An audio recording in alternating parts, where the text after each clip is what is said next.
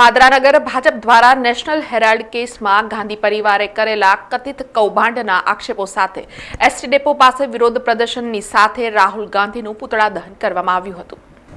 National Herald કેસમાં ગાંધી પરિવારના સભ્યો દ્વારા 5,000 કરોડનું કૌભાંડ કરવામાં આવ્યું હોવાના આક્ષેપો થઈ રહ્યા છે।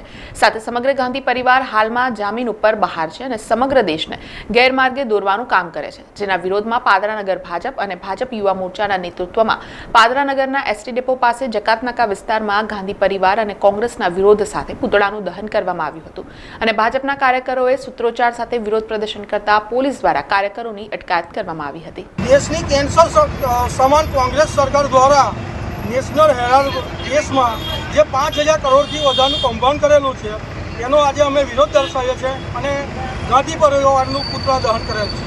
નેશનલ હેરાલ્ડમાં ગાંધી પરિવારે જે 5,000 કરોડનું કૌભાંડ કરેલું છે અમે એનો વિરોધ દર્શાવેલો છે ભારતીય જનતા પાર્ટી યુવા મોરચા દ્વારા અને ગાંધી પરિવારનું અમે પુતળા દહન કરેલું છે।